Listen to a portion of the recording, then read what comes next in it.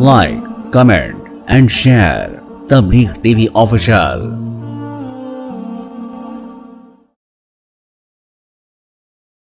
इस वीडियो में मैं ये बयान करूंगा कि इस्लाम में यतीम पोते को विरासत में हिस्सा क्यों नहीं दिया जाता है। ये एक ऐसा टॉपिक है जिसको लेकर के इस्लाम पर एतराज किया जाता है।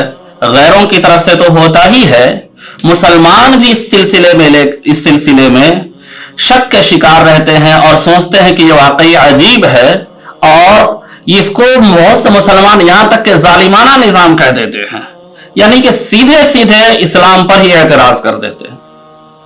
इस चीज को समझने के लिए जरा अच्छे गौर से समझे तो अगर इस बात को इंसान अगर खुले दिल से खुले दिमाग से समझे तो इंसान का कॉन्सेप्ट बिल्कुल आसानी से क्लियर हो जाएगा। तो इस मसले को हम समझते हैं कि इस्लाम में यतीम पोते को विरासत में हिस्सा क्यों नहीं दिया जाता है। तो विरासत का मसला क्या है, पहले तो यह समझ ले कि विरासत उस माल को कहते हैं जो मरने वाला छोड़ता है। अब अच्छा, विरासत का हकदार वो होगा कि एक दायरा बना दिया गया, एक बाउंड्री बना दिया गया कि जिसके माल का वारिस बन रहा है इंसान, उसकी जो उससे सबसे करीबी रिश्तेदार होगा वो उसका वारिस होगा। एक इंसान मरा तो उसके सबसे करीबी रिश्तेदार जो है वो विरासत के हकदार होंगे। उसके सबसे करीबी रिश्तेदार जाहिर सी बात है उसकी औलाद है, तो औलाद की एक बाउंड्री बन गई, औलाद का एक दायरा बन गया। अब इस दायरे के अंदर, औलाद वाले दायरे में, इस लाइन में जितने भी लोग होंगे, बेटी है वो वारिस होगी, बेटा है वो वारिस होगा।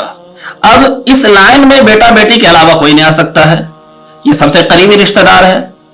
फिर पोता या पोता पोती या नवासा नवासी, ये एक दूसरे बाउंड्री में, दूसरे लाइन के अंदर है। एक लाइन क्रॉस करने के बाद दूसरी लाइन जो है वो उस लाइन में आएंगे। तो जब तक ये लाइन है, जब तक ये पहला दायरा है, तब तक दूसरे दायरे तक उसके विरासत का माल नहीं जा सकता है। अगर ये दायरा बिल्कुल टूट जाए, पूरा खत्म हो जाए, मिसाल के तौर से कोई इंसान मरा और उसकी सारी औलादें मर चुकी हैं, उसका कोई बेटा जिंदा नहीं है, सिर्फ उसका पोता जिंदा है, पोता पोती जिंदा है, तो जाहिर सी बात है अब वो इसके एक दायरा टूट चुका है। अब दूसरा दायरा के लोग खुद ही इससे करीब हो जाएंगे और वो पोता भी विरासत में हकदार हो जाएगा। तो इस्लाम का ज़ाब्ता यह है कि जो इंसान का सबसे करीबी रिश्तेदार है वो विरासत का हकदार होगा।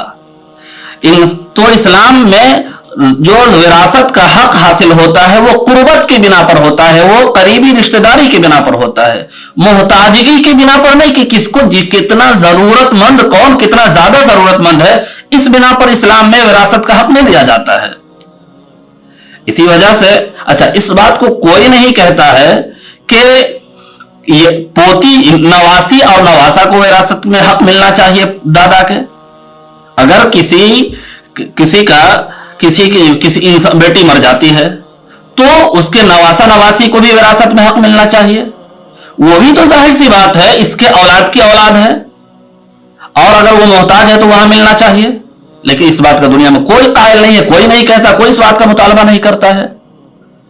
और पोते के लिए मुतालबा किया जाता है कि पोते को मिलना चाहिए।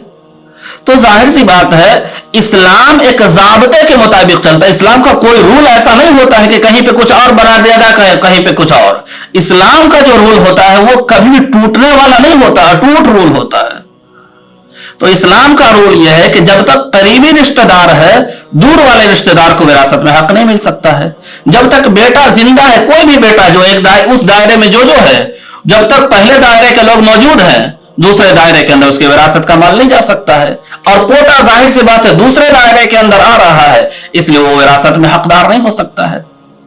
हाँ, लेकिन अगर वो गरीब है, वो मोहताज है, तो शरीयत ने ये दादा को ये इख्तियार दिया है और उसे तलकीन किया है। वाजिब तो शरीयत ने नहीं किया है दादा के ऊपर, लेकिन इस्लाम की ये तालीम है, उसकी इस्लाम की तलकीन है कि दादा अपने पोते के लिए अपने 1/3 माल में वसीयत कर सकता है। अपनी जिंदगी में अपने यतीम पोते को अपने जायदाद में सगा 1/3 यानी कि 1/3 माल देना चाहे तो दे सकता है, शरीयत इससे मना नहीं करती है, उसकी कोई औलाद उसे रोक भी नहीं सकती है। तो दादा को चाहिए कि अपनी जिंदगी में ही अपने पोते को वो दे दे। अगर मर जाता है तो जाहिर सी बात है फिर पोता हकदार नहीं होगा, लेकिन जिंदगी में ही दादा अगर देना चाहे तो उसे कोई नहीं रोक सकता, दुनिया की कोई ताकत नहीं रोक सकती है। शरीयत इस चीज से न मना करती है, बल्कि शरीयत इस बात का हुक्म तलकीन करती है, इस बात को फरमाइश करती है कि दादा को चाहिए कि वो अपने पोते को अपने 1/3 माल में से दे दे।